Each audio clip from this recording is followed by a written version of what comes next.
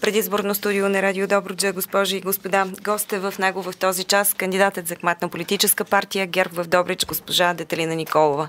Добър ден, госпожо Николова. Добър ден на вас, на моите съграждани, на слушателите на Радио Добруджа.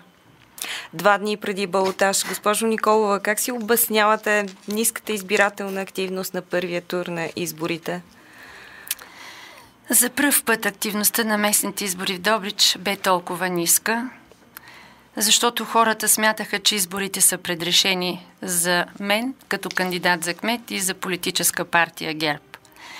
В самия изборен ден, малко след 11 часа, социолози разпространиха и лъжлива информация, че Детелина Николова и листата на ГЕРБ печелят с 64%, което изигра изключително вредна роля. Хората не излязоха да гласуват. На практика в Добрич почти 1/4 от секциите хората не гласуваха. Те оставиха друг да вземе важните решения и промениха собствената си роля на граждани, така считам аз. Имаше и висок процент на сгрешени протоколи, противоречиви решения на Централната избирателна комисия за референдума в деня на вота. Това допълнително обърка работата на секционните комисии и на гласоподавателите. Дори ако погледнем на сайта на Общинската избирателна комисия протоколите от секционните комисии, ще видим колко поправки има в тях и при една такава ситуация дори можем да считаме, че има и несъответствие с действителните бюлетини. Мисля, че това са основните анализи от първият тур. Каква беше кампанията? Вашата кампания, тази на вашите опоненти? Имаше ли конкуренция на идеи или популизма и негативизма взеха превес у кандидатите? Има и много предизвикателства, които отправят от вашия основен опонент за балотажа. Как ще го коментирате? В хода на кампанията аз залагах на диалог, на разговорите с хората. Бях пряма с тях, както и винаги до сега.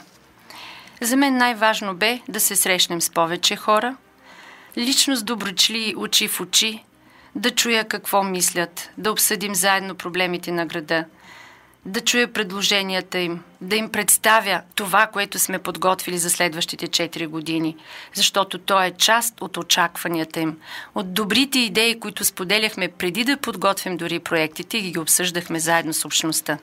Това беше моят подход в кампанията, но не само тази, във всички досега. И през тези 12 години всеки мой ден е бил свързан с проблемите на хората от Добрич. Аз мисля, че моите съграждани ме познават добре, знаят го, защото винаги навсякъде бях с тях. Винаги откликвах на техните проблеми, дори и на улицата, и в магазина, и в залите, където имаше мероприятия. Дори нещо повече, когато общината не можеше да окаже съдействие, ангажирах институциите, за да бъдат удовлетворени техните нужди. Така че за мен кампанията бе едно естествено продължение на моето поведение в ежедневието ми като кмет през тези 3 мандата. Опонентите ми обаче бяха агресивни. Те обявиха предварително, че ще водят позитивна кампания, а в същото време тя беше изцяло агресивна, негативна, непрекъснато разпространяваха слухове и лъжи. Нещо повече, реформаторския блок не проведоха кампания, която да се базира на идеи, облечени в истински реални политики, а заложиха на популизма. Заложиха на това да коментират нашите предложения и то в неконструктивен дух. Обвиняваха ни в неща, които самите те извършваха като обвинители. Приписваха ни недостойно поведение, каквото те самите имаха през цялото време.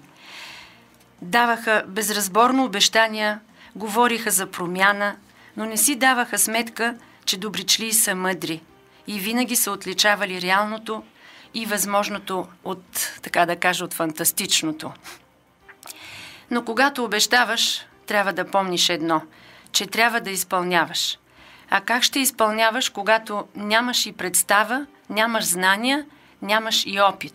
Само с ентусиазъм не става. Какво да очакваме от човек, без дори 1 година стаж трудова дейност и липса на познания, какво е местното самоуправление, какви са функциите и задълженията на кмета, какви нормативни актове може да се издават от кмета и от Общинския съвет, Ще дам един пример от тази кампания в лицето на моя опонент. Той говореше, че ще издава наредба за публично-частно партньорство, за да докарал инвестиции и да разкрива работни места. Ами поне да беше прочел, докато седя на стола в областната управа, че общината отдавна има и тя е действаща наредба за публично-частното партньорство.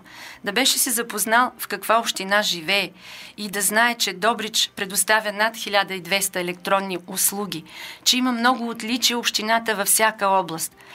Но за това се иска работа, знания и постоянни усилия. Така че важен е капацитета на човек, който иска да управлява един град. Бих запитала, това ли е промяната, за която неговият екип говореше?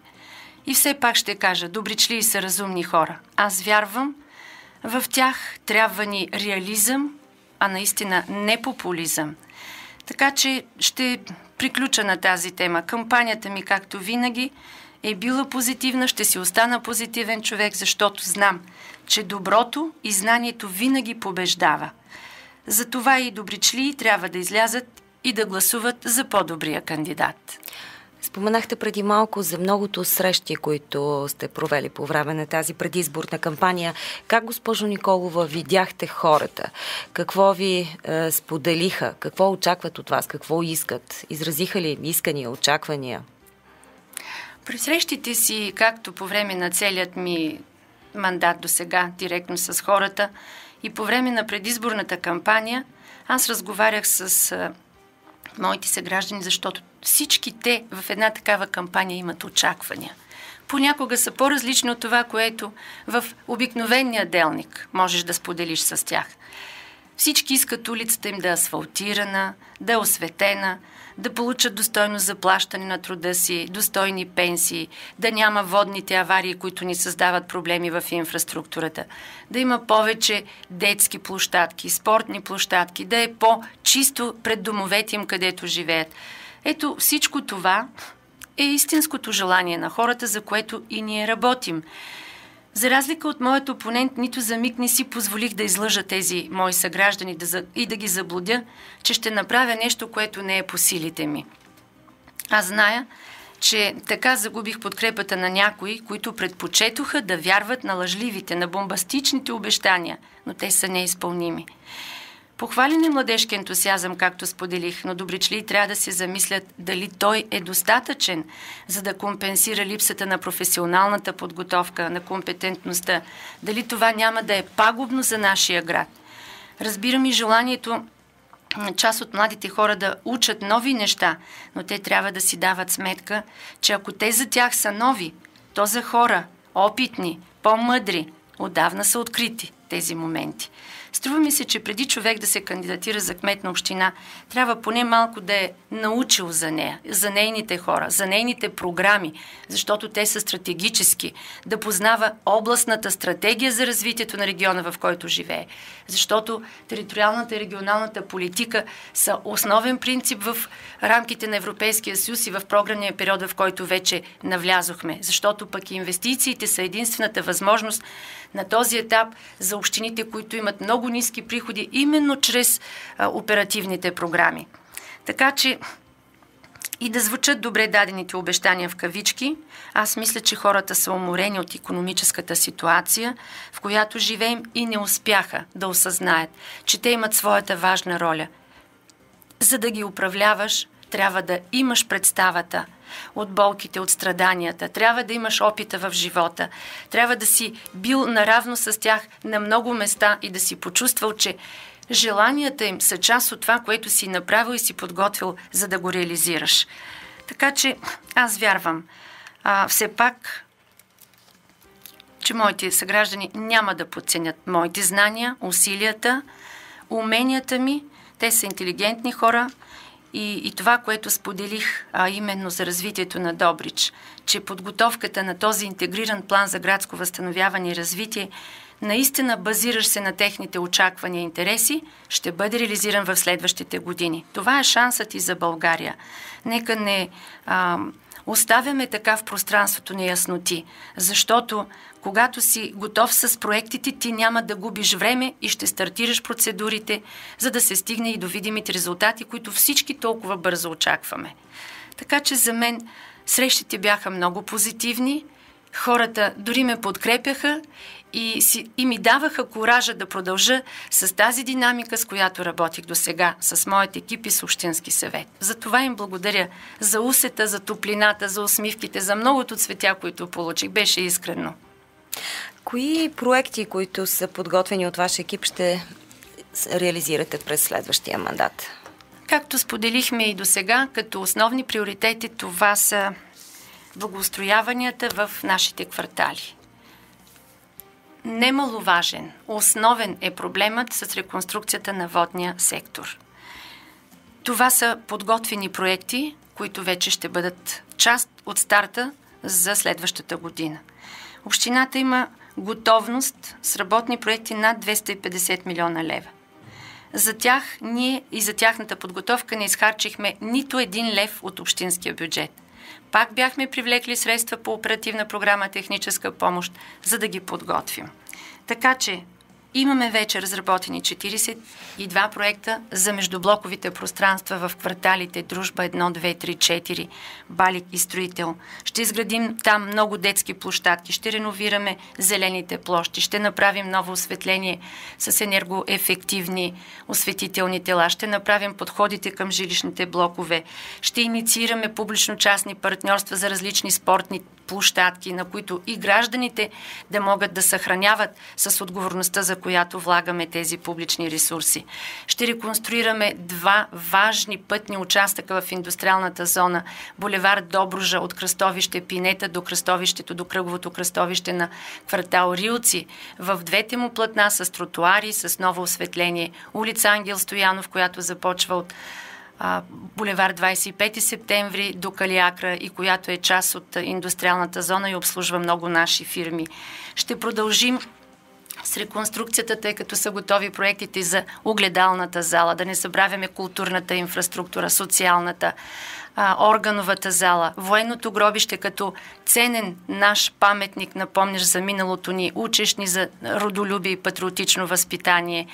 В рамките на това, което ще продължим и което всички очакват, е да продължим санирането на публичните сгради, защото наистина енергоефективността е част от основната ни политика и приоритет в Европейския съюз. Ние вече сме договорили 28 милиона по оперативна програма Региони в растеж за реализиране именно на такива проекти. Подготвена и проекта по програма Транспорт на стойност 41 милиона лева. Предвиждаме да стартира и един изключително важен за нашите съграждани проект, който вече е финализиран в първите си стъпки, а именно саниране на многофамилните панелни сгради. Защото обновлението на тези сгради ще донесе не само визията, не само комфорта и ще укрепи конструкцията им, а ще донесе и нов комфорт на обитаване от самите жители и собственици на сградите. Това е един изключително голям проект. Вече имаме сключени 42 договора с собственици на такива жилищни панелни блокове и аз се радвам, че хората постепенно осъзнаха, че вредните слухове, колко ще плащаме и как, наистина отминаха, сега вече стартира истинската работа. Целта е да осигурим мащабното развитие на Добрич за следващите 4 години. Последни предизборни прояви, госпожо Николова, оказва се, че най-малка част от избирателите на Добрич всъщност не знаят, че предстои балтаж в неделя. Какво накрая вашето лично послание към жителите на Добрич и финални думи от вас? Какво искате да се наистина, чуе? след първите 2 дни на избора хората ме поздравяваха за избора. Това беше наистина очакването, за което споделих в началото. Но все пак, отново ще кажа, сърдечно благодаря на всички добричли, които ми гласуваха доверие, които ме познават и които ме подкрепиха с желанието да продължа усилията към всичко това, което споделих преди малко. Освен това, днес, само час преди да бъда във вашето студио, мога да върна малко времето в тази посока и да кажа, че и партия Национален фронт за спасение на България в лицето на народният ни представител господин Валентин Николов официално обяви подкрепата на своите избиратели за мен на втори тур. Аз благодаря много на тях и на всички, които оценяват моят опит, знание и професионализъм, защото наистина нямаме време за губене. И вярвам, че на втори тур, сега, в неделя, на 1 ноември, хората ще бъдат по-активни. Ще гласуват, за да можем да продължим възходящото развитие на Добрич. Затова искам да ги призова да излязат и да дадат своя вод за по-добрия кмет. За това ще ги призова да работим заедно за по-доброто бъдеще на Добрич, като ми се доверят и ме подкрепят с бюлетина номер 4 Детелина Николова. Кандидатът на политическа партия ГЕРБ за кмет на Добрич. Купуването и продаването на гласове е престъпление.